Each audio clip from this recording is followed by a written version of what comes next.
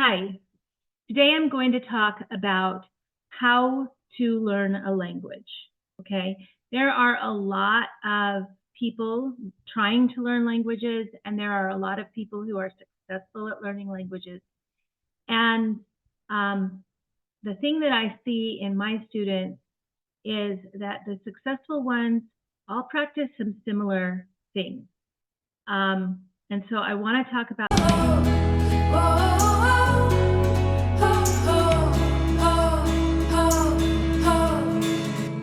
In this lesson, we're first going to understand the CEFR standards. Now, there are a lot of different groups of people that are defining what the standards are for language learning. That means different levels that you move through. And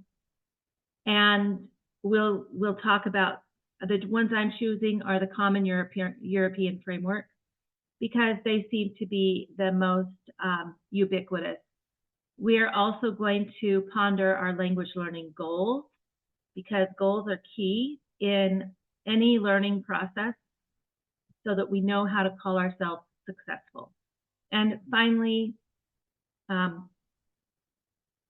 if you are seeing this video as part of a course, there will be a comprehension quiz to come.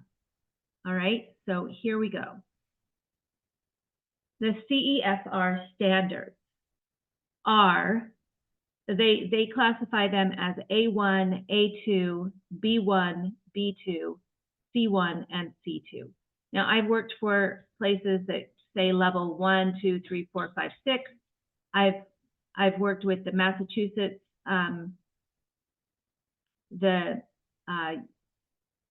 Mass Proficiency Standards. I have studied the CASA standards, and I've also looked at what the IELTS requires. And as I've looked at all of those, I find that language learning follows a basic pattern. The first thing you learn is going to be how to say hello and introduce yourself. The complexity of language as you move through these levels deepens and broadens. So what I use in my program is the CEFR standards. They seem to be, they seem to coincide with a lot of standards. So I don't see any reason to reinvent what standards are. However, it is important to define what our goals are, because if your goal is to be able to go grocery shopping, then your level of success could be at a level A2 or a B1. You don't need a very high level of proficiency to be able to successfully grocery shop. Same thing with traveling. You don't need a high level of proficiency to successfully travel and really be able to soak in the surroundings. However, if your goal is to work or to live in a community, to fully integrate and be able to write in that new language, then your goal needs to be a lot higher as far as what the standards should be that you are pursuing. Okay, so you'll see a lot of programs that say speak fluently in 3 months.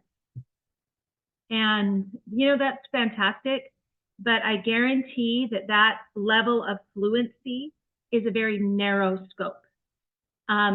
Speak about this topic with these memorized phrases and be able to do it confidently in 3 months. That may be possible, but to be fully fluent at a level C2, it's going to take you years. Learning a language is like learning to run a marathon. There's no shortcut to building up the ability to run 26 miles without stopping. And there's no shortcut to being able to get the language in your head so that you can think in it and interact with it in a way that allows you full access to that community. However, there are pieces that you can do and learn that will speed up that process, make you more successful, and encourage you along the way. And that's what I'm really going to talk about as we go through this video series. So let's first talk about what do you want to do and what do you need for what you want to do.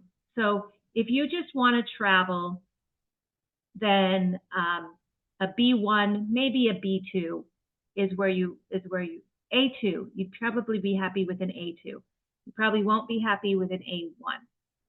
So you'll be or A1, A2 would probably take you about 6 months of intensive study. In intensive, I mean several hours a day. If you want to access social services, you need to advocate for yourself. You need at least a B2 or a C1. And if you want to make friends in the community, you want to be part of the community, you're going to want a C1 or a C2. If you need to work in a specific area, you're going to want a C1 at least. And you can narrow your focus of what language you're learning to your work environment. And that will help speed up your progress in that field. You may not be able to talk about politics, but you can talk about work. And that's a way to kind of speed up, be very intentional about what you're learning.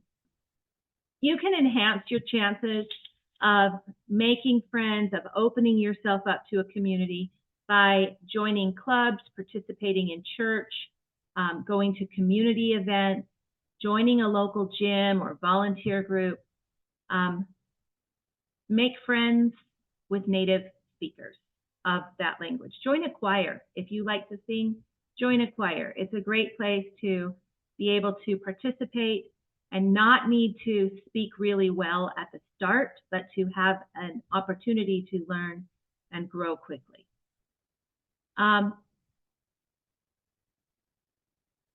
If you want to be a dentist, or if you want to teach math classes, take classes in your target language in that field.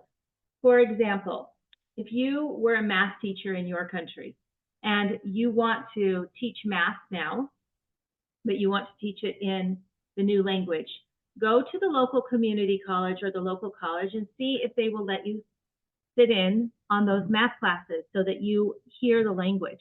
Another great place to go is to websites that teach that topic, so that you hear the language that is needed in that situation.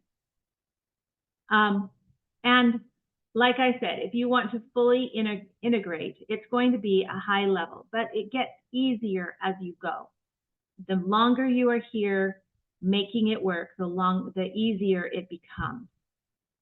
You'll find that one day your language comes out of you and you didn't have to translate it. You'll find that one day you wake up and you realize you dreamt in your new language. It's really an exciting moment. And I think it feels probably impossible when you're struggling to understand anything, but it will come. So keep hope.